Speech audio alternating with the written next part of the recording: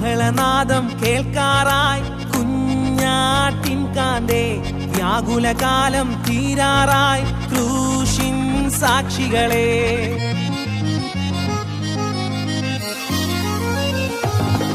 കാഹളനാദം കേൾക്കാറായി കുഞ്ഞാട്ടിൻ കാന്തേ, വ്യാകുലകാലം തീരാറായി ക്രൂശിൻ. ഈ ഭവനത്തിലെ പ്രാർത്ഥനയെ കുറിച്ച് ദേവദാസൻ എന്നോട് പറയും, സംസാരിക്കണമെന്ന് പ്രത്യേകം ഓർപ്പെടുത്തുകയും ചെയ്തപ്പോൾ ഞാൻ കർത്താവിനോട് ചോദിച്ചു, കർത്താവേ ഒരു ശബ്ദം കേൾപ്പിക്കണമേ, ഒരു ആലോചന പറയാനായിട്ട് കർത്താവ് കേൾപ്പിക്കുന്ന ശബ്ദത്തിനനുസരിച്ച് സംസാരിക്കാനായിട്ട് താല്പര്യപ്പെടുന്നു. കർത്താവ് എന്നെ കേൾപ്പിച്ച ഒരു ശബ്ദമുണ്ട്, അത് വായിച്ചു കേട്ട് നമുക്ക് തിരുവനന്തപുരത്തിലൂടെ മുന്നോട്ട് പോകാനായിട്ട് താല്പര്യപ്പെടുകയാണ്. ലൂക്കോസിന്റെ സുവിശേഷത്തിലേക്ക് കടന്നു വരാം. 19-ാമത്തെ അധ്യായം 9-ാമത്തെ വാക്യം. Luke chapter 19 verse 9.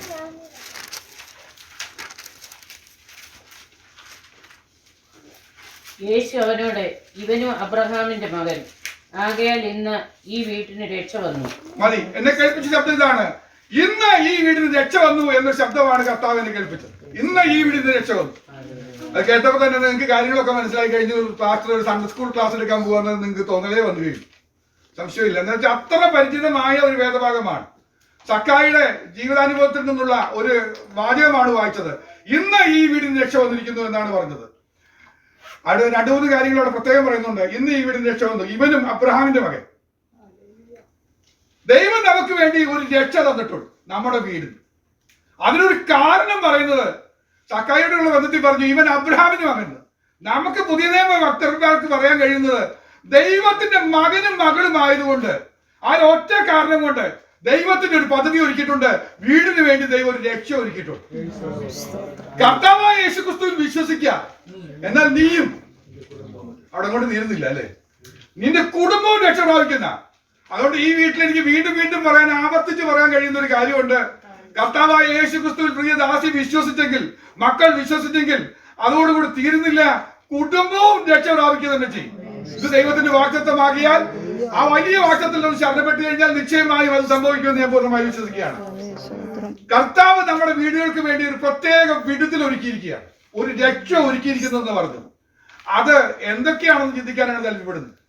കർത്താവ് നമ്മുടെ വീടുകൾക്ക് വേണ്ടി ഒരുക്കിയിരിക്കുന്ന രക്ഷ, നമ്മുടെ ആത്മരക്ഷയെ കുറിച്ചല്ല ഞാൻ പറയാൻ ഉദ്ദേശിക്കുന്നത്, നമ്മുടെ വീടിന് വേണ്ടി. കർത്താവ് പറയുന്നു ഈ വീടിന് ഒരു രക്ഷ ഒരുക്കിയിരിക്കുന്നു.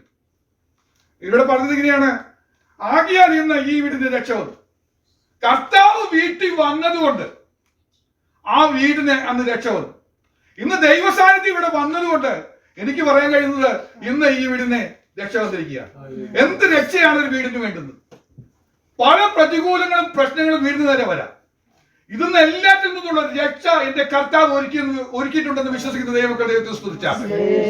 ഇന്ന് നമ്മളെ ഓരോ വിഷയങ്ങൾ പറയുമ്പോഴും ആ വിഷയത്തിൽ കർത്താവ് എന്റെ ഭവനത്തിലെ ഈ പ്രതിസന്ധിക്ക്, ഈ അടിച്ചു വരുന്ന ഈ പ്രതികൂലങ്ങൾക്ക് മധ്യത്തിൽ എന്റെ വീടിന് കർത്താവ് ഇന്ന് രക്ഷ ഒരുക്കി തരണമേ എന്ന് പറഞ്ഞുകൊണ്ട് നമ്മൾ സ്തോത്രം ചെയ്താൽ നമുക്ക് ഇന്ന് വിടുതൽ ഏറ്റെടുക്കാൻ കഴിയും.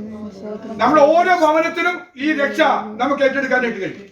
അതിന് സർവ്വശക്തനായിട്ട് സഹായിക്കുമാറാകട്ടെ.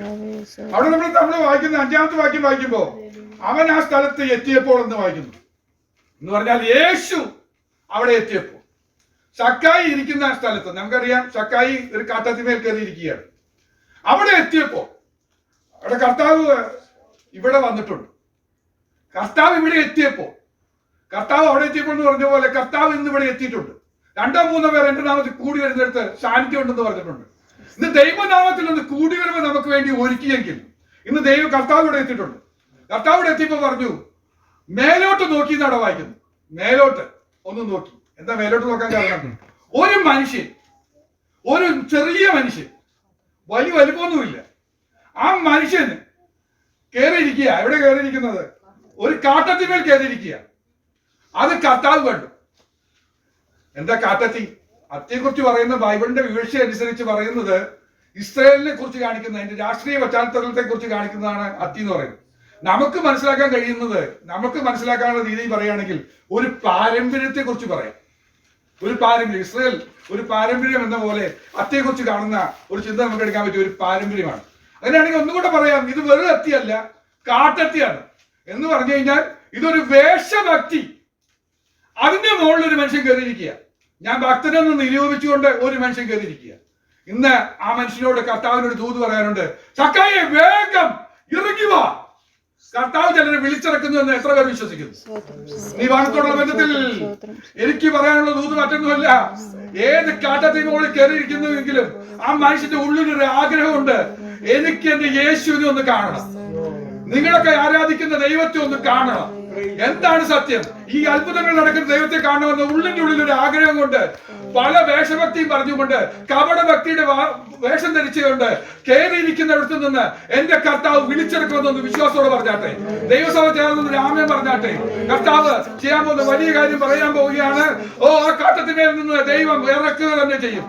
എനിക്ക് വലിയ സന്തോഷം തോന്നിയത് അത് പറഞ്ഞ സമയത്ത് എന്താ കാണുന്നത്, ഞാൻ ഇന്ന് നിന്റെ വീട്ടിൽ പാർക്കേണ്ടതാകുന്നു. അവൻ ബന്ധപ്പെട്ട് ഇറങ്ങി സന്തോഷത്തോടെ അവനെ കൈക്കൊണ്ടു. അതാണ് നമ്മുടെ പ്രത്യാശ. കർത്താവ് വിളിച്ചാൽ പേര് ചൊല്ലി ഒന്ന് വിളിക്കാൻ പോവുക. വിളിച്ചു കഴിഞ്ഞാൽ സന്തോഷത്തോടെ ഇറങ്ങി വന്ന് കർത്താവിന് കൈക്കൊള്ളും. നമ്മുടെ ആഗ്രഹം അതാ, നമ്മുടെ പ്രാർത്ഥന അതാ. നമ്മുടെ പ്രിയപ്പെട്ടവർ ചിലര് ഇപ്പൊ മനസ്സിൽ ഓർത്തോളണം, കർത്താവേ ഞങ്ങളുടെ ചില പ്രിയപ്പെട്ടവരെ, ഞങ്ങളുടെ രക്തബന്ധങ്ങളിൽ, ഞങ്ങളുടെ ചാർച്ചയിൽ ചില പ്രിയപ്പെട്ടവർ കർത്താവേ കപട ഭക്തിയും പറഞ്ഞുകൊണ്ടിരിക്കുന്നുണ്ട്. അവരുടെ ഭക്തി വളരെ ശരിയാണ്, സത്യമാണെന്നൊക്കെ പറഞ്ഞുകൊണ്ട് ചില ഉയരങ്ങളിൽ അവർ കയറിയിരിക്കുക, വലിയ പൊക്കത്തിൽ അവരിയ്ക്കുന്നത്. അവര് അച്ഛനും മെത്രാനും കപ്പ്യാരും ഒക്കെ ആയിട്ട് വലിയ ബന്ധവും കണക്ഷനും ഒക്കെ പറഞ്ഞ് വലിയ ഉയരത്തിൽ കയറിയിരിക്കുക. എന്നാൽ കർത്താവിന്റെ സാന്നിധ്യം ഇന്ന് ഇവിടെ വരുമ്പോൾ എനിക്ക് പറയാനുള്ളത്, കർത്താവ് ചിലരെ വിളിക്കാൻ പോവുക, ചിലരെ വിളിക്കാൻ പോവുക. കർത്താവ് ആ കൂട്ടത്തിൽ ഇന്നവരുടെ പേരൊന്ന് വിളിക്കണമെന്ന് പറഞ്ഞുകൊണ്ട് ഒരു നിമിഷം ഒന്ന് മനസ്സിലോട്ടൊന്ന് പ്രാർത്ഥിച്ചുകൊണ്ടിരുന്നാട്ടെ. ഈ വചന ശുശ്രൂഷ ഒറ്റയ്ക്ക് ചെയ്യുന്ന ശുശ്രൂഷയല്ല. ദൈവമക്കൾ ഒരുമനപ്പെട്ട് എന്നോട് കൂടെ ശുശ്രൂഷയിൽ പങ്കെടുക്കുകയാണെങ്കിൽ വലിയ വിടുതലുകൾ നടക്കാൻ പോവുക. നിങ്ങളുടെ ഹൃദയത്തിൽ തോന്നുന്ന പേരുകൾ പെട്ടെന്ന് പറഞ്ഞാട്ടെ, പെട്ടെന്ന് പേര് പറഞ്ഞാട്ടെ. കർത്താവെ അവരെ ഒന്ന് വിളിച്ചാട്ടെ, അവരെ ഒന്ന് വിളിച്ചാട്ടെ. ആ ഉയരത്തിൽ നിന്ന് അവരെ ഒന്ന് താഴോട്ട് ഇറക്കണമെന്ന് പറഞ്ഞ് നമ്മുടെ ഒരു പ്രാർത്ഥന ആ വ്യക്തിയെ ദൈവം വിളിച്ചിറക്കി കൃപയിൽ കൊണ്ടുവന്ന അത് നമുക്കൊരു പ്രതിഫലമായി മാറും. സ്വർഗത്തിലെ പ്രതിഫലമായി മാറുമെന്ന് വിശ്വാസത്തോടെ കർത്താവെ ഞാൻ ഈ സമയത്ത് അപേക്ഷിക്കുന്നു, ഒന്ന് കേൾക്കണമെന്ന് പറഞ്ഞുകൊണ്ട് ഒന്ന് പറഞ്ഞാട്ടെ. കർത്താവെ ഒന്ന് വിളിച്ചിറക്കണമേ, ഒന്ന് വിളിച്ചിറക്കണമേ. കർത്താവ് വിളിച്ചാൽ അവർ കർത്താവിന് കൈക്കൊള്ളും. നമ്മൾ എത്ര പറഞ്ഞാലും അവർ ഇറങ്ങുമില്ല, കർത്താവിനിട്ട് സ്വീകരിക്കുകയില്ല. എന്നാൽ കർത്താവ് ഒരു വിളിച്ചു, പേര് വിളിച്ചു, ഇറങ്ങി വന്നു. അവിടെ പറയുന്ന അടുത്ത വാചകം നിങ്ങൾ ശ്രദ്ധിച്ചോ? കണ്ടവരെല്ലാം അവൻ പാപിയായ ഒരു മനുഷ്യനോട് കൂടെ പാർപ്പാൻ പോയി എന്ന് പറഞ്ഞ് പൊറുകൊടുത്തു. എത്ര പാപിയാണെങ്കിലും, എത്ര ദ്രോഹം ചെയ്തതാണെങ്കിലും, എത്ര പ്രതിബന്ധങ്ങൾ ഉണ്ടാക്കിയ ആളാണെങ്കിലും എന്റെ കർത്താവ് പറയുക, അവനെ വിളിച്ചിറക്കിയാൽ ആ വീടിന് ദൈവം രക്ഷപ്പെടുക്കാൻ പോവുക, ആ വീടിന് ദൈവം രക്ഷപ്പെടുക്കാൻ പോവുക. കർത്താവ് ഒരു വീട്ടിൽ വന്നാൽ ആ വീടിന് രക്ഷയാണ്, സംശയമില്ല. കർത്താവ് പേര് ചൊല്ലി വിളിച്ച് ഹല്ലേലൂയ കർത്താവിനെ കൈക്കൊള്ളുവാനായി ഒരു വ്യക്തിയെ ദൈവം ഇറക്കിയാൽ ആ വീടിന് ദൈവം രക്ഷ ഒരുക്കിയിട്ടുണ്ട്. ഓർത്ത് ഞാൻ ദൈവത്തെ സ്തുതിക്കുകയാണ്. ഇനി ഞാൻ വളരെ വേഗത്തിൽ ചില 6-7 കാര്യങ്ങൾ പറയാൻ പോവുകയാണ്. വീടിന് വേണ്ടുന്ന രക്ഷയെ കുറിച്ച് പറയാൻ പോവുക. ഏതൊക്കെ കാര്യങ്ങളാണ് വേണ്ടതെന്ന് ഞാൻ പറയാൻ പോവുകയാണ്. മത്തായിയുടെ സുവിശേഷത്തിലേക്ക് വരാം. 12-ാമത്തെ അധ്യായം, മാത്യു ചാപ്റ്റർ 12 വേഴ്സ് 43 to 45 ആണ് വായിക്കേണ്ടത്. Matthew chapter 12 verse 43 to 45. അത് തന്നെ. അശുദ്ധാത്മാവ് ഒരു മനുഷ്യനെ വിട്ടു പുറപ്പെട്ട ശേഷം നീരില്ലാത്ത സ്ഥലങ്ങളിൽ കൂടി തണുപ്പ് അന്വേഷിച്ചുകൊണ്ട് സഞ്ചരിക്കുന്നു, കണ്ടെത്തുന്നില്ല താനും. ഞാൻ പുറപ്പെട്ടു പോന്ന എന്റെ വീട്ടിലേക്ക് മടങ്ങിച്ചെല്ലുമെന്ന് അവൻ പറയുന്നു. ഉടനെ വന്ന് അത് ഒഴിഞ്ഞതും അടിച്ചുവാരി അലങ്കരിച്ചതുമായി കാണുന്നു. പിന്നെ അവൻ പുറപ്പെട്ട് തന്നിലും ദുഷ്ടതയേറിയ വേറെ 7 ആത്മാക്കളെ കൂട്ടിക്കൊണ്ടുവരുന്നു. അവരും അവിടെ കയറി പാർക്കുന്നു. ആ മനുഷ്യന്റെ പിന്നത്തെ സ്ഥിതി മുൻപലത്തേതിലും വല്ലാതെയാകും. ഈ ദുഷ്ട തലമുറയ്ക്കും അങ്ങനെ ഭവിക്കും. 3 കാര്യങ്ങളാണ് ഈ വായിച്ച ഭാഗത്തിൽ കാണുന്നത്. ഒന്ന് കാണുന്നത് ഒരു വീട്, ആ വീട് വളരെ അലങ്കരിച്ച് എല്ലാ ക്രമീകരണങ്ങളൊക്കെ ചെയ്തിട്ടുണ്ട്.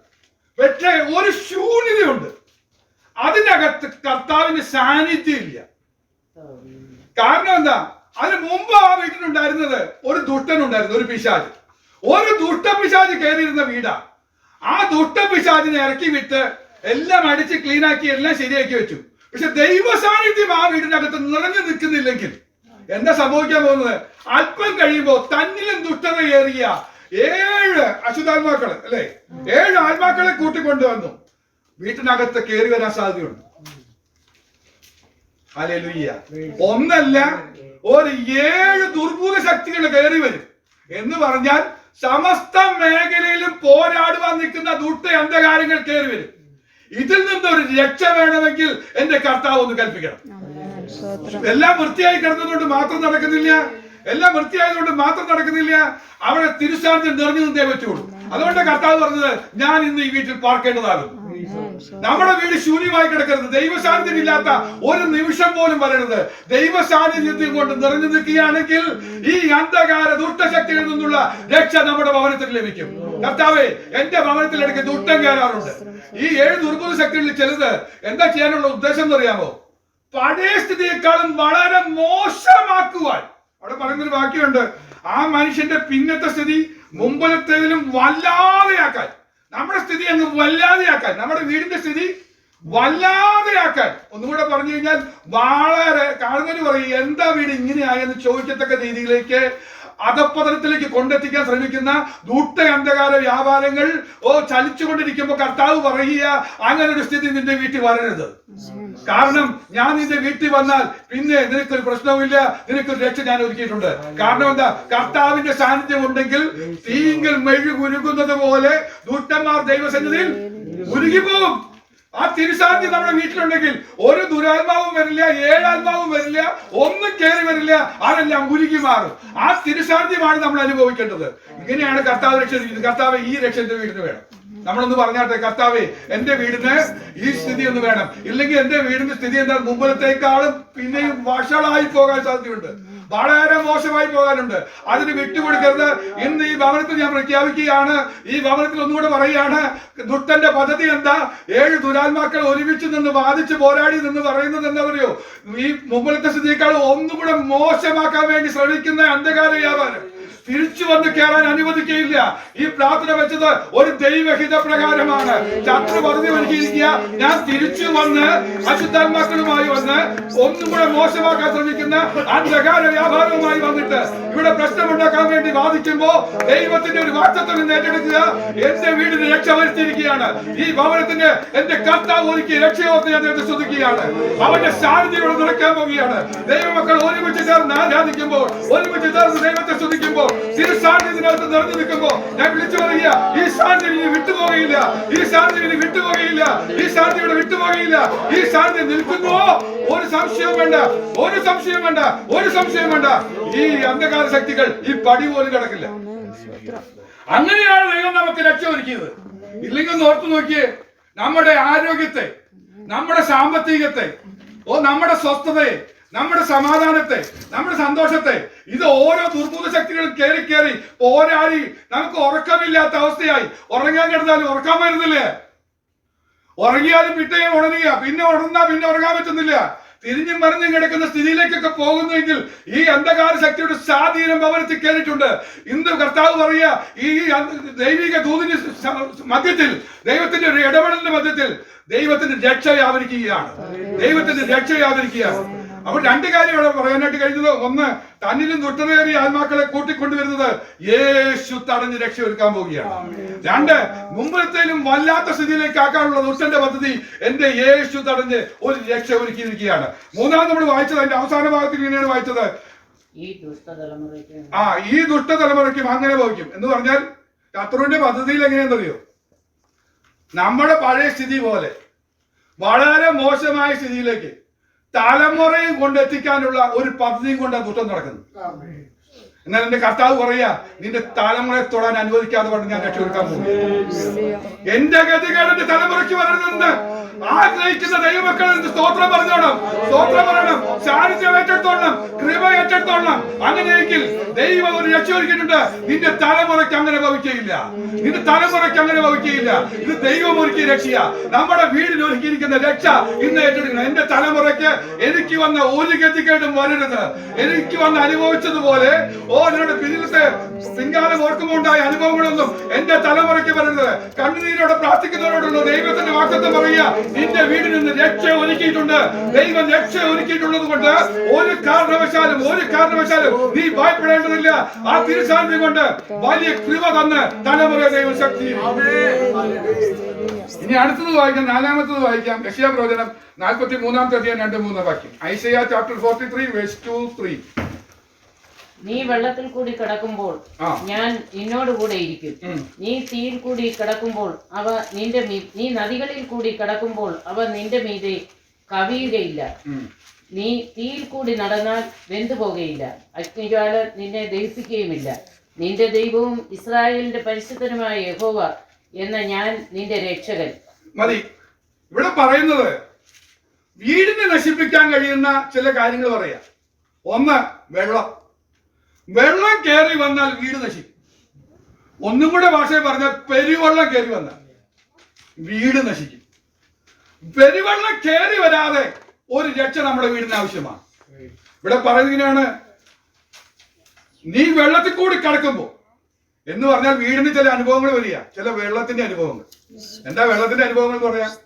വെള്ളം വീട്ടിനകത്ത് കയറി വന്നാൽ വീട് വിട്ടു പോകേണ്ടി വരും. നമുക്കറിയാം, നാട്ടില് വെള്ളപ്പൊക്കമൊക്കെ ഉണ്ടായപ്പോൾ സന്ദർഭത്തില് ആളുകളൊക്കെ വീട് വിട്ടു പോയി സ്കൂളുകളിലും മറ്റു സ്ഥല ഷെൽട്ടറുകളിലൊക്കെ പോകേണ്ട സിറ്റുവേഷൻ വന്നതൊക്കെ നമ്മൾ അറിയുന്നുണ്ട്. എന്താ ഇതിന്റെ കാര്യം? ചിലപ്പോൾ നമ്മുടെ വീടിന്റെ സിറ്റുവേഷൻ വരുന്നത് എങ്ങനെയാണെന്ന് അറിയാമോ? വീട്ടിൽ പാർക്കാൻ സമ്മതിക്കാതെ പുറത്തിറക്കുവാനായിട്ടുള്ള ചില സിറ്റുവേഷൻസ് ഒരുക്കി വരും. അതിന്റെ പേരാ പെരുവെള്ളം. പെരുവെള്ളം എന്ന് പറഞ്ഞാൽ മനസ്സിലായോ? വീട്ടിൽ താമസിക്കാൻ തോന്നില്ല, എനിക്ക് പോണെന്ന് തോന്നും. ഇനി നമ്മൾ പോയില്ലെങ്കിൽ പോലും ചിലപ്പോൾ നമ്മൾ ഫോഴ്സ്ഫുള്ളി പുറത്തിറക്കുന്ന സിറ്റുവേഷൻ ഇതിനു മുമ്പ് ഈ ഭവനത്തിൽ സംഭവിച്ചിട്ടുണ്ട്. ഇതിനു മുമ്പ് സംഭവിച്ചിട്ടുണ്ട്. ഒരിക്കൽ ഞാൻ സാക്ഷ്യം കേട്ടിട്ടുണ്ട്. ഞാൻ എന്റെ ഹൃദയം പൊട്ടി കരഞ്ഞു പോയി. കർത്താവേ, എന്തൊരു സിറ്റുവേഷൻ വന്നു. എന്നാൽ എന്റെ കർത്താവ് പറയാ, ഇനി നീ കടക്കുമ്പോ ഞാൻ നിന്നോട് കൂടി ഇരിക്കും. വാക്യത്തായിട്ട് എടുക്കണം. ഇനി അങ്ങനെ സിറ്റുവേഷനില്ല, വീട് വിട്ടു പോകണമെന്നുള്ള തോന്നൽ ഇനി വരികയില്ല. അങ്ങനത്തെ ഒരു സിറ്റുവേഷൻ വരാതെ വണ്ണം എന്റെ ദൈവം നിന്റെ വീടിന് ഒരു രക്ഷ ഒരുക്കിയിട്ടുണ്ട്. വിശ്വാസത്തോടെ പറയണം, കർത്താവേ, എന്റെ വീടിന് ആവശ്യമാണ്. കർത്താവേ, എന്റെ ഏത് പരിസ്ഥിതി വന്നാലും ഈ വെള്ളം കയറി വരുമ്പോ ഒരു വാക്തത്വ വചനമുണ്ട്. സംഗീതം 32:6 പറയുന്നത്, പെരുവെള്ളം കവിഞ്ഞു വരുമ്പോൾ അത് അവന്റെ അടുക്കലോളം, പെരുവെള്ളം കവിഞ്ഞു വരുമ്പോൾ അത് അവന്റെ അടുക്കലോളം. ഇനി വെള്ളമല്ല, പെരുവെള്ളം വന്നാലും അടുക്ക വരാതെ വണ്ണം എന്റെ ദൈവം ഒരു രക്ഷ ഒരുക്കിയിരിക്കുകയാണ്. നമ്മുടെ ഭവനാന്തരീക്ഷത്തിൽ ദൂട്ടൊരുക്കുന്ന പദ്ധതി അനുസരിച്ച് കൊണ്ടുവരുന്ന പെരുവെള്ളം, ആ പെരുവെള്ളത്തിന്റെ പദ്ധതി എന്താണ്? വീട്ടിൽ നിന്ന് നിൽക്കാൻ കഴിയാതെ ഇറങ്ങിപ്പോകുന്ന സിറ്റുവേഷൻ. രണ്ടാമത്തെ കാര്യം പറയുകയാണെങ്കിൽ, ഈ പെരുവെള്ളം വന്നാൽ വീട്ടില് മുഴുവൻ നശിക്കും. നമുക്കറിയാം, നാട്ടിലൊക്കെ വെള്ളപ്പൊക്കം വന്നപ്പോഴാണ് മനസ്സിലായത്, പല വീടിനകത്തുള്ള എല്ലാ ഉപകരണങ്ങളും നശിച്ചു, സകലവും നശിച്ചു. ഒന്നുകൂടെ പറഞ്ഞാൽ, പെരുവെള്ളത്തിന്റെ പദ്ധതി എന്താ? നിന്റെ വീടിനകത്തുള്ളതിനെ നശിപ്പിച്ച് നിന്റെ വീട്ടിൽ നിന്ന് പുറത്തിറക്കാൻ ശ്രമിക്കുമ്പോ എന്റെ കർത്താവിന്റെ ശാന്തി ഉണ്ടെങ്കിൽ നിന്റെ വീടിന് ഒരു രക്ഷ വന്നിട്ടുണ്ട്. വിശ്വാസത്തോടെ പറഞ്ഞാട്ടെ, എന്റെ വീടിന് ഈ രക്ഷ വേണം. പെരുവെള്ളത്തിൽ നിന്നുള്ള രക്ഷ ഒരുക്കുന്ന കർത്താവേ, അങ്ങയുടെ പദ്ധതി പ്രകാരം എന്നെ ഒന്ന് രക്ഷിക്കണമേ. ഇനി ഒന്നും കൂടെ പറയാം. കൃപ ലഭിച്ച നോഹ താമസിക്കുന്ന സ്ഥലത്ത് ഒരു പ്രത്യേകതയുണ്ട്. ആ മനുഷ്യന് മാത്രമേ കൃപ ലഭിച്ചിട്ടുള്ളൂ. ചുറ്റുപാട് കൃപ ലഭിച്ചിട്ടില്ലെങ്കിൽ വെള്ളം കയറി വരും എന്ന് പറഞ്ഞു കഴിഞ്ഞാൽ ആ ദേശം മുഴുവൻ പ്രതിസന്ധി വരാം. പക്ഷെ ദൈവം കൃപ ലഭിച്ചവന് വേണ്ടി ഒരു രക്ഷ ഒരുക്കിയിട്ടുണ്ടെങ്കിൽ അവന് ആലോചന പറഞ്ഞു കൊടുക്കും, നീ പെട്ടകം പണിയണം. ദൈവമക്കളെ, ഇന്ന് കർത്താവിന്റെ ഒരു ആലോചന പറഞ്ഞു തരിക. ദൈവമക്കളെ, ദേശം മുഴുവൻ വ്യാപരിക്കുന്ന പ്രതിസന്ധി വന്നാലും, അത്തരം വലിയ വെള്ളപ്പൊക്കം വന്നാലും, അതുപോലെയുള്ള പ്രതിസന്ധികൾ നിന്റെ വീടിന് ചുറ്റും വന്നാലും, നിന്നെ അതിൽ മുക്കിക്കളയാതെ നിന്നെ രക്ഷപ്പെടുത്താൻ എന്റെ ദൈവം പറയുക, ഒരു വാക്തത്വം പറയാ, നിന്നോടൊരു ആലോചന പറയാ, നീ പെട്ടകം പണിതോളാം. എന്താ ഇതിന്റെ അർത്ഥം? ദൈവമക്കളെ, എന്താ ഈ പെട്ടകം എന്നൊക്കെ പറഞ്ഞാൽ മനസ്സിലാക്കേണ്ടത്? പെട്ടകം എന്ന് പറഞ്ഞാൽ ക്രിസ്തു ആണെന്ന് നമുക്കറിയാം, ക്രിസ്തുവിന് നിഴലാണെന്നൊക്കെ അറിയാം. വാക്തത്വ വചനങ്ങൾ ഉപയോഗിച്ച്, വാക്തത്വ വചനങ്ങൾ ഓരോന്നും പലകയാണ്, ഗോപുരമന. ഓരോ വാക്തത്വ വചനം ഓരോ ഗോപുരമന. അത് നമ്മളൊന്ന് ചേർത്തടിച്ച്, ഇന്ന് പറയുന്ന തിരുവചനങ്ങളൊന്ന് ചേർത്തടിച്ച് നിങ്ങൾക്ക് ക്രിസ്തുവുമായിട്ടൊരു ബന്ധം കിട്ടാൻ പോവുക. ക്രിസ്തുവിലേക്ക് നിങ്ങൾ ചേർന്ന് വരിക. വാക്തത്വം എന്തിനാ? ക്രിസ്തുവിനോട് അടുപ്പിക്കാനാ. ക്രിസ്തുവിനോടുള്ള സ്നേഹത്തിലേക്ക് നമ്മളെ കൊണ്ടെത്തിക്കുന്നത് വാക്തത്വ വചനങ്ങൾ. ഈ വാക്തത്വ വചനങ്ങൾ കൊണ്ടല്ലേ നമുക്ക് കർത്താവിനോട് സ്നേഹം തോന്നിയത്, കർത്താവിനോട് പ്രിയം തോന്നിയതിന് കാരണം എന്താ? വാക്തത്വം എങ്കിൽ നിറവേറിയത് കൊണ്ടാ. ഈ വാക്തത്വ വചനങ്ങളാകുന്ന ഓരോ പലകയും ചേർത്തടിച്ച് നാം പെട്ടകം പണിത് തീർത്താൽ എന്റെ കർത്താവ് നിന്നോട് കൂടെയുണ്ട്. നീ നദികളിൽ കൂടി കിടക്കുമ്പോ, നീ വെള്ളത്തിൽ കൂടി കിടക്കുമ്പോ, ഞാൻ നിന്നോട് കൂടെയുണ്ട് എന്ന് പറഞ്ഞാൽ പെട്ടകം നിന്റെ കൂടെയുണ്ട്. പെട്ടകത്തിനകത്താണ് നീയെങ്കിൽ, ഹല്ലേലൂയ. നീയും അല്പജനം എന്ന് വെച്ചാൽ 8 പേർ, നോഹയും കുടുംബവും രക്ഷ പ്രാപിച്ചു. കർത്താവിന്റെ കൃപയനുസരിച്ച് കൃപയിൽ നിൽക്കുന്ന കുടുംബങ്ങളെ രക്ഷിക്കാൻ ദൈവത്തിന്റെ പദ്ധതിയുണ്ട്. ഈ രക്ഷ നമ്മളിൽ നിന്നും നിറയട്ടെ, ഈ രക്ഷയാൽ എന്നെ നിന്നും നിറയ്ക്കണമെന്ന് പറഞ്ഞുകൊണ്ട് ദൈവത്തോട് നമ്മളൊന്ന് പ്രാർത്ഥിച്ചാട്ടെ. ഹല്ലേലൂയ. രണ്ടാമത് വീടിനെ നശിപ്പിക്കുന്ന കാര്യമാണ് ഇവിടെ പറഞ്ഞത്. ഒന്നുകൂടെ നമ്മുടെ ക്രമം അനുസരിച്ച് പറയുകയാണെങ്കിൽ 5-ാമത്തെ കാര്യം തീ. അവിടെ പറയുന്നത് ഇങ്ങനെയാണ്, നീ തീയിൽ കൂടി നടന്നാൽ. അപ്പൊ മനസ്സിലായി തീ എന്ന് പറഞ്ഞ സംഗതി മനസ്സിലായി. തീ വീട്ടിലേക്ക് വന്ന വെന്തുപോകും. ഇയ്യോബിന്റെ വീടിന്റെ അകത്തേക്ക് നമുക്കറിയാം വേലി പൊളിച്ചു കഴിഞ്ഞപ്പോൾ ഉള്ള സംഭവം നമുക്കറിയാം. ദുഷ്ട അന്ധകാരം വന്ന് സാത്താൻ വന്ന് എന്താ ചെയ്തേ? തീയിറക്കി ദഹിപ്പിക്കുക. എന്താ അർത്ഥം എന്നറിയാമോ? വളരെ സൂക്ഷിക്കണം. തീയിറക്കിയത് എന്തിനാന്നറിയാമോ? കുടുംബങ്ങളെല്ലാം ചേർന്ന്, കുടുംബങ്ങൾ ചേർന്ന് സന്തോഷിച്ചോണ്ടിരിക്കുക. കുടുംബങ്ങൾ ചേർന്ന് അവര് ഭാര്യയും മക്കളും എല്ലാവരും കൂടി ചേർന്ന് സന്തോഷിച്ചിരിക്കുന്ന സമയത്ത് ദുഷ്ട അന്ധകാരത്തിന് സഹിക്കുന്നില്ല. അവരെ ഇല്ലാതെയാക്കണം. കുടുംബങ്ങളെ തകർക്കുന്നത് ആ തീ. ആ തീ വന്നു കഴിഞ്ഞാൽ നമുക്കറിയാം കുടുംബം തകർന്നു പോകും. അവരില്ലാതെയാകും. ദൈവമക്കളെ, ഈ കാലഘട്ടത്തിൽ നമ്മൾ പ്രാർത്ഥിക്കുന്നത് അറിയോ? കർത്താവേ, കുടുംബ ബന്ധങ്ങൾ തകരില്ലേ എന്ന്. പണ്ടൊക്കെ ഒരു കുടുംബ ബന്ധത്തിലേക്ക് അവർ പ്രവേശിച്ചു കഴിഞ്ഞാൽ നമ്മൾ സ്വസ്ഥമായി, എല്ലാ പ്രശ്നങ്ങളും അങ്ങ് തീർന്നു. മക്കളെയൊക്കെ കെട്ടിച്ച് അവരുടെ കാര്യങ്ങൾക്കൊക്കെ എല്ലാവരും അവരുടെ സെറ്റപ്പായി എന്ന് പറഞ്ഞ് അങ്ങ് സമാധാനിക്കായിരുന്നു. ഇന്ന് സമാധാനിക്കാൻ പറ്റുന്ന ഒരു കാലമല്ല. കർത്താവെ, അവർ പിരിയാതെ കർത്താവെ നിർത്തണമേ, അവരെ ചേർത്ത് നിർത്തണമേ, കർത്താവെ വെന്തു പോകാതെ അവരെ നിർത്തണം എന്ന് പറഞ്ഞുകൊണ്ട് നമ്മൾ പ്രാർത്ഥിക്കേണ്ട സിറ്റുവേഷനാ. ഉരുകി മാറ്റുവാൻ, വെന്ത് കളഞ്ഞ് ഇല്ലാതെയാക്കാൻ നിൽക്കുന്ന പോരാട്ടങ്ങൾ നിൽക്കുമ്പോൾ സമയത്ത് ദൈവമക്കളെ, ദൈവത്തിന്റെ ഒരു വാഗ്ദത്തം പറയുക, ഏറ്റെടുത്ത് പറഞ്ഞോളൂ. കർത്താവെ, എന്റെ കുടുംബത്തിന് കർത്താവ് രക്ഷയൊരുക്കിയിട്ടുണ്ട്. എന്റെ കുടുംബത്തിന് അങ്ങനെ സംഭവിക്കില്ല. എന്റെ തലമുറകൾക്ക് ഒരു ദോഷവും സംഭവിക്കില്ല. എന്റെ തലമുറയുടെ മേൽ ഈ തീ ഇറങ്ങില്ല. ഹല്ലേലൂയ. ഈ തീ ഇറങ്ങി വരില്ല. അഗ്നിജ്വാല നിന്നെ ദഹിപ്പിക്കില്ല. തീയിൽ കൂടെ കടന്നു പോകാൻ വെന്തു പോകില്ല. ഈ വാഗ്ദത്തം ചേർത്തടിച്ച്, ആ പലകൊന്ന് ചേർത്തടിച്ച് പറഞ്ഞ്, കർത്താവേ, തീയിൽ കൂടെ നടന്നു പോയാൽ കർത്താവെ വെന്തു പോകാതെ, അഗ്നിജ്വാല എന്നെ ദഹിപ്പിക്കാതെ എന്നെ പരിപാലിക്കുന്ന രക്ഷയോർത്ത് ഞാൻ ദൈവത്തെ സ്തുതിക്കുകയാണ്. ഞാനതൊന്നും കൂടെ വിശദീകരിക്കാൻ വേണ്ടി ഒരു ഭാഗം കൂടെ വായിക്കാൻ താല്പര്യപ്പെടുക. മത്തായിയുടെ സുവിശേഷം 17:15. Matthew chapter 17 verse 50.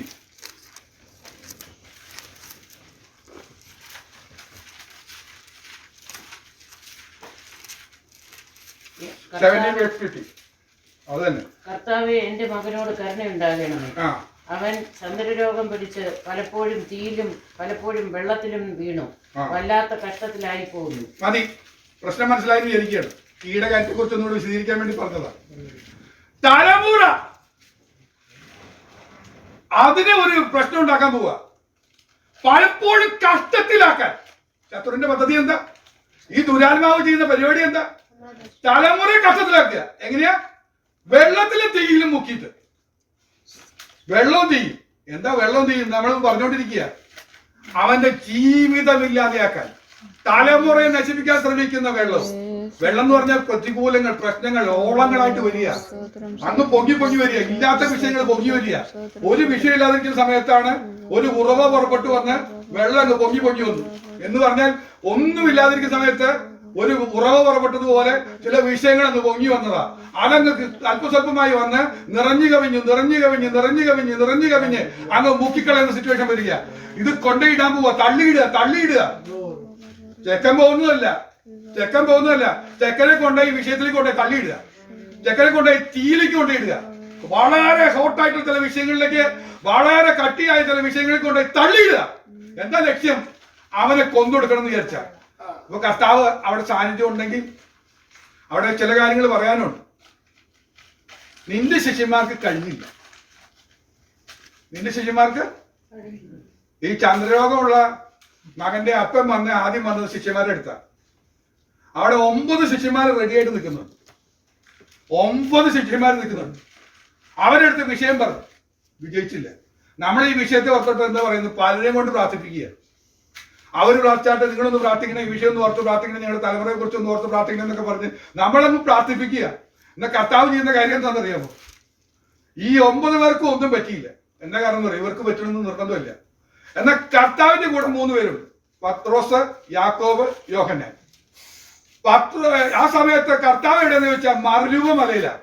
ഒന്നും കൂടെ പറഞ്ഞ മഹത്വത്തിൽ ഇരിക്കുന്ന, മഹത്വം, ആ ഗ്ലോറിയിൽ സന്തോഷിക്കുന്ന കർത്താവിനോടൊപ്പം ആ കൃപ പ്രാപിച്ച ദൈവദാസന്മാർക്കും ഈ പ്രശ്നങ്ങൾക്ക് പരിഹാരം വരുത്താൻ പറ്റും. എന്താ കാരണം? മറ്റുള്ളവർക്ക് ഇതൊന്നും പറഞ്ഞ വിശ്വാസം വരുന്നില്ല.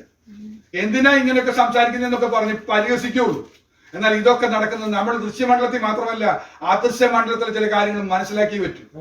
അദൃശ്യ മണ്ഡലത്തിൽ നടക്കുന്ന ഈ വിഷയങ്ങൾക്ക് പരിഹാരം വരണമെങ്കിൽ അത് തിരിച്ചറിയുന്ന ആത്മാവിൽ കാണുകയും ആത്മാവിൽ വിവേചനമുള്ളവർക്ക് തിരിച്ചറിയാൻ കഴിയുള്ളൂ. അതൊക്കെ എവിടെ കാണുന്നതെന്ന് അറിയോ? മറുരൂപ മലയിലേക്ക്, പ്രാർത്ഥനയുടെ ഉയർന്ന മലയിലേക്ക് കയറി ചെല്ലുന്നുണ്ട്. പ്രാർത്ഥനയുടെ ഉയർന്ന മലയിലേക്ക് ചെന്ന് കഴിഞ്ഞാൽ നമുക്ക് കാണാൻ കഴിയുന്നത് അതുവരെ കാണാത്ത ചില വെളിപ്പെടും. ഓ ഹല്ലേലൂയ! തേജസ്സിലെ യേശുവിന്റെ ദൃശ്യമൊന്ന് കണ്ടു. അന്ന് കണ്ടതുവരെ ഇതുവരെ കണ്ടതല്ല. ഒരു അലക്കുകാരനും അലക്കി വിളിപ്പിക്കാൻ കഴിയാതെ വണ്ണമുള്ള വെണ്മയായ ഒരു രൂപത്തിൽ എന്റെ കർത്താവിനെ ഒന്ന് കണ്ടു. രാത്രിയുടെ ഉയർന്ന മലയിലേക്ക് കയറും തോറും മഹത്വം കാണാൻ കഴിയും. ദൈവത്തിന്റെ ഗ്ലോറി കാണാൻ കഴിയും. ദൈവത്തിന്റെ മഹത്വം കണ്ടവർക്ക് മുന്നിൽ ഒരു അന്ധകാര ശക്തി നിൽക്കില്ല. അതിന്റെ ലക്ഷ്യം ഞാൻ പറയട്ടെ, ആ ശാന്തി ഇറങ്ങി വന്നാൽ ഒന്ന് പിടപ്പിച്ച് അത് വിട്ടുപോകും. ഒരു ചെറിയ അനക്കവും വെള്ളമൊക്കെ ഉണ്ടാക്കിയിട്ട് അത് വിട്ടുപോകും. ഇന്ന് കർത്താവ് രക്ഷയൊരുക്കിയിട്ടുണ്ട്. എത്ര പേർ വിശ്വസിക്കുന്നു? എന്റെ കുടുംബത്തിൽ എന്റെ തലമുറയ്ക്ക് ഈ അഗ്നിശോധനയിൽ പ്രസിഡന്റ് ഉണ്ടാക്കില്ല. ഞാൻ ഒന്നുകൂടെ പറഞ്ഞാൽ നിങ്ങൾക്ക് മനസ്സിലാവും. ഈ തീ എന്ന് പറഞ്ഞു കഴിഞ്ഞാൽ ഒന്നുകൂടെ പറയാം. പത്രോസ് അപ്പോസ്തലൻ പറയുന്നതാണ്, അഗ്നിശോധനയെങ്കിൽ ഒരു അപൂർവ കാര്യം വന്നു എന്ന് വെച്ച് നിങ്ങൾ അതിശയിച്ചു പോകരുത്. ക്ലിയർ ആയി അംഗീകരിക്കുകയാണ്. അഗ്നിശോധനയുടെ കാര്യം എന്താ? അടുത്ത വാക്ക് നിങ്ങൾ മറന്നു പോകരുത്. അപൂർവ കാര്യം. വീട്ടിനകത്തേക്ക് ഒരു അപൂർവ കാര്യം കൊണ്ടുവന്നിടുക. ഒരു വീട്ടിലില്ലാത്ത പ്രശ്നമാണല്ലോ എന്റെ വീട്ടിൽ വന്നേ. എന്താ ലക്ഷ്യം? നിന്റെ കുടുംബം തകർക്കാനാ, നിന്റെ തലമുറയെ നശിപ്പിക്കാനാ. ഒരു വീട്ടിലില്ലാത്ത വിഷയം ഒരു അപൂർവ കാര്യം വന്ന് കൊണ്ടുവന്നിട്ടാൽ തകർന്നു പോകും. എന്നാൽ ഇന്ന് വിശ്വാസത്തോടെ തകരുന്നതിന് മുമ്പേ രക്ഷ ഏറ്റെടുത്തുകൊള്ളണം. കർത്താവിന്റെ വാഗ്ദത്തം പറഞ്ഞ് ദൈവത്തിന് സ്തോത്രം ചെയ്യണം. കർത്താവ് എന്റെ വീടിന് രക്ഷ ഒരുക്കിയിരിക്കുക. എന്റെ തലമുറയ്ക്കോ എന്റെ കുടുംബത്തിനോ ഒരു അപൂർവ കാര്യം വന്നിട്ട് അവർ വെള്ളത്തിൽ മുങ്ങുന്ന അവസ്ഥയോ തീയിൽ വെന്തു പോകുന്ന അവസ്ഥയോ വരികയില്ല. അവർക്ക് വേണ്ടി എന്റെ ദൈവം ഒരു രക്ഷ ഒരുക്കിയിട്ടുണ്ട്. സ്തോത്രം. സമയം മുന്നോട്ട് പോയല്ലോ, ഞാൻ പെട്ടെന്ന് നിർത്താം. കൃപ വ്യാപരിക്കട്ടെ. ഹല്ലേലൂയ. അങ്ങനെയെങ്കിൽ അഗ്നിശോധനയിലും കൂടെ നമ്മൾ പോകേണ്ട കാര്യമില്ല. ഇനി ഒരെണ്ണം കൂടെ അടുത്തത് നമ്മൾ കാണാനായിട്ട് കഴിയുന്നത് 6ാമത്തെ കാര്യം, വീട് നശിപ്പിക്കുന്ന മറ്റൊന്നുണ്ട്, കാറ്റ്. വെള്ളം, തീയ്, കാറ്റ്. മത്തായി സുവിശേഷം 7:25 വായിച്ച്. 7:25. വൻമഴ ചൊരിഞ്ഞു, നദികൾ പൊങ്ങി, കാറ്റടിച്ചു, ആ വീട്ടിന്മേൽ അലച്ചു, അത് പാറമേൽ അടിസ്ഥാനമുള്ളതാകിയാൽ വീണില്ല. സ്തോത്രം. വീടിനെ വീഴ്ത്താനുള്ള കാറ്റടിക്കും.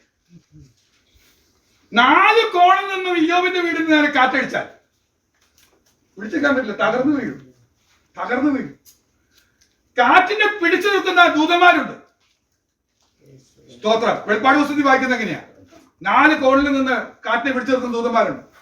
ഈ ദൂതന്മാരോട് കൽപ്പിക്കാൻ കഴിയുന്ന ഒരാളേ ഉള്ളൂ, അതെന്റെ കർത്താവാ. ശരിയാണോ? കടലിൽ യാത്ര ചെയ്യുന്ന സമയത്ത്, പടകിൽ യാത്ര ചെയ്യുന്ന സമയത്ത് ആ പടകിനെ മുക്കാൻ വേണ്ടി കാറ്റൊന്ന് അടിച്ചു കയറി വന്നു. എന്റെ യേശു നിന്നുകൊണ്ട് പറഞ്ഞു, കാറ്റെ അടങ്ങ, കടലെ ശാന്തമാകെന്ന് പറഞ്ഞപ്പോ നിന്നെങ്കിൽ അവന്റെ വാക്കിനാണ് ഇത് തടയാൻ പറ്റുള്ളൂ. എന്താ പ്രശ്നം എന്ന് മനസ്സിലാക്കുക. അവിടെ കാറ്റടിച്ചു, വൻമഴ ചൊരിഞ്ഞു. വെള്ളപ്പൊക്കം മാത്രമല്ല, അതിന്റെ പിന്നാലെ വീടിന് നേരെ വരുന്നതാണ്. കാറ്റടിച്ചു, നദികൾ പൊങ്ങി, കാറ്റടിച്ച് ആ വീടിന്മേൽ അലച്ചു. കാറ്റടിച്ച് ആ വീടിന്മേൽ, ആ പദം വളരെ ശ്രദ്ധിക്കണം, അലച്ചു. വല്ലതും കിട്ടിയോ? കിട്ടുന്ന ഞാൻ വിചാരിക്കുകയാണ്. എന്താ സംഭവിക്കുന്നത്? ചില വീട്ടില് അലച്ചോണ്ടിരിക്കുക, വെറുതെ വഴക്ക്. എന്താ കാറ്റ് കൊണ്ടുവരുന്ന പരിപാടി? ഒന്നുമില്ലാത്ത നിസ്സാര വിഷയം മതി, ഒച്ച കൂടി ബഹളമായി വെറുതെ അലയ്ക്കുന്ന അലപ്പും ബഹളമായിട്ട് വന്നു.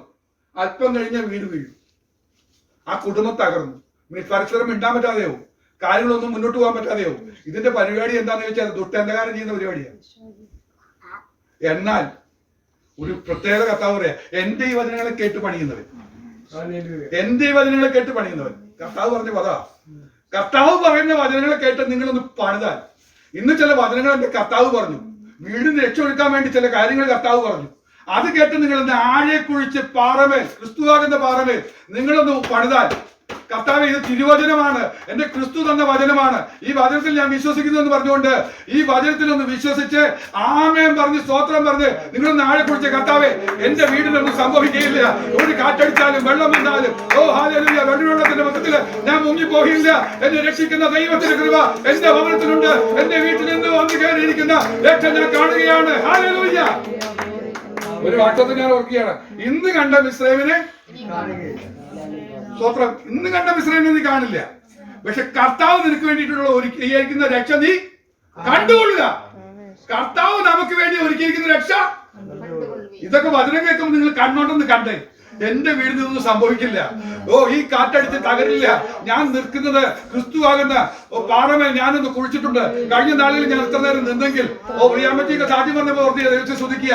അവരെ പിടിച്ചു നിർത്തിയത് പ്രതികൂലങ്ങൾ വന്നപ്പോ, പ്രശ്നങ്ങൾ വന്നപ്പോ, ഓ ഹല്ലേലൂയ, തലമുറയെ കഴുത്തിൽ കൊണ്ടിട്ട് പ്രതിസന്ധി ഉണ്ടാക്കിയപ്പോൾ അതിന്റെ മധ്യത്തിലൊക്കെ പിടിച്ചു നിർത്തി കൃപയെ പ്രാപിച്ചെങ്കിൽ അതിന് കാരണം എന്താണെന്നറിയാമോ? അടിസ്ഥാനമിട്ട് അവർ പണിതുകൊണ്ടാ. ആഴെ കുഴിക്കാൻ അവർക്ക് കഴിഞ്ഞു. കാറ്റടിച്ചപ്പോൾ വീടില്ല. അതൊരു അലച്ചിലായി മാറരുത്, അലപ്പായിട്ട് മാറരുത്. വെറുതെ അലച്ചലച്ച് വർത്താനം പറയുന്ന സിറ്റുവേഷൻ ഒന്നും വരാതെ ദൈവത്തിന്റെ കൃപ വ്യാപരിച്ചാൽ ഈ കാറ്റുന്നുള്ള പ്രതിസന്ധി കൂടെ നമുക്ക് ജയം ലഭിക്കും. അങ്ങനെയാണ് കർത്താവ് രക്ഷയൊരുക്കിയിരിക്കുന്നത്. 7ാമത്തെ കൂടെ പറഞ്ഞ് ഞാൻ പെട്ടെന്ന് നിർത്താം. ലൂക്കോസിന്റെ സുവിശേഷം 8-ാമത്തെ അധ്യായം 42-ാമത്തെ വാക്യം. Luke chapter 8 verse 42.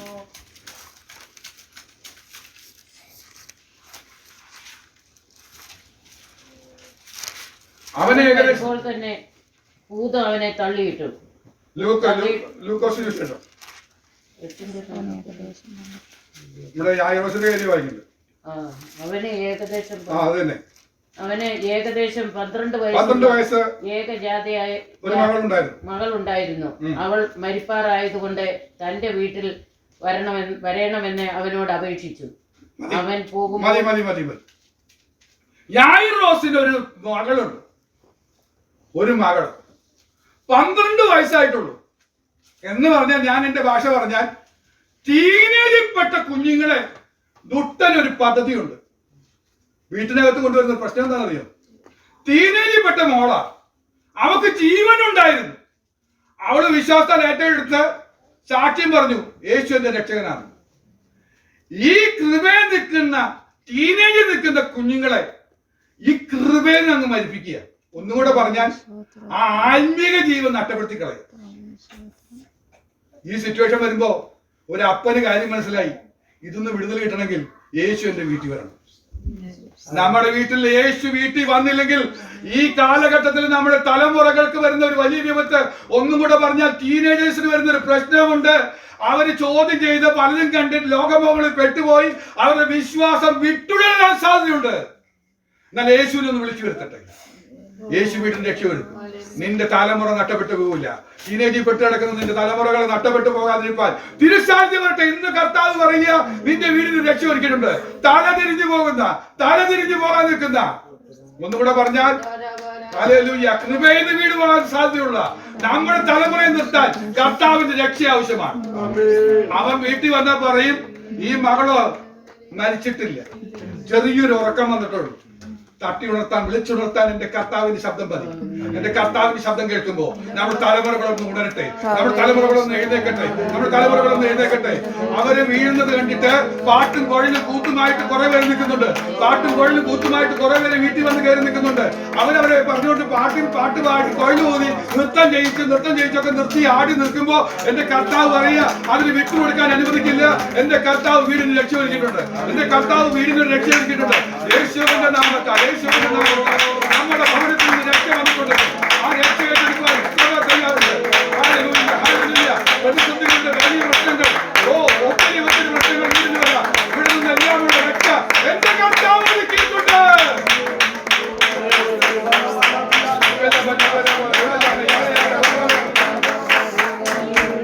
രണ്ടു വാദ്യം കൂടെ ഞാൻ പറഞ്ഞോട്ടെ. ഇവിടുത്തെ ജീവിതം താൽക്കാലികമാണ്, സംശയിക്കണ്ട. ഇതൊക്കെ താൽക്കാലികമാണ്. എന്നാൽ ഒരു വാക്തത്വ വചനം നമുക്കുണ്ട്. ഇതാ മനുഷ്യരോട് കൂടെ ദൈവത്തിന്റെ കൂടാരം. അന്ന് കട്ടതയില്ല, കണ്ണുനീരില്ല, മുറവിളിയില്ല, സങ്കടമില്ല. കാരണം എന്താ അറിയോ? അന്ന് സാത്താൻ ചങ്ങലക്കിട്ട് കിടക്കുക, അന്ധതമസിൽ കിടക്കുക. സ്തോത്രം. അന്ന് പ്രതിസന്ധിയില്ല. ഇവിടുത്തെ പ്രതിസന്ധി കണ്ട് നമ്മൾ ഭാരപ്പെടണ്ട. കർത്താവിന് സാന്നിധ്യം മതി ഇവിടുത്തെ പ്രതിസന്ധി പരിഹരിക്കാൻ. ഈ താൽക്കാലികമായി വരുന്ന എല്ലാ പ്രശ്നങ്ങൾക്കും പരിഹാരം വരുത്താൻ കർത്താവിന് സാന്നിധ്യം മതി. എന്നാൽ നമുക്കൊരു പ്രത്യാശയുണ്ട്.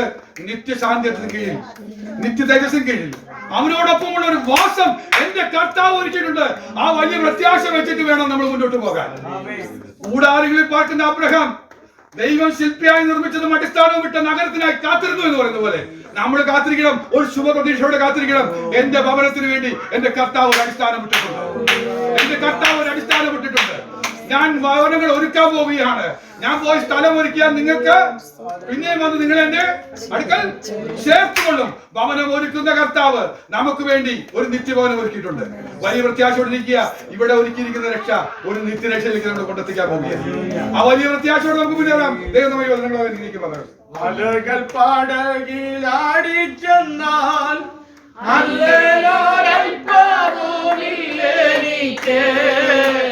അലകൾ പടകിലാ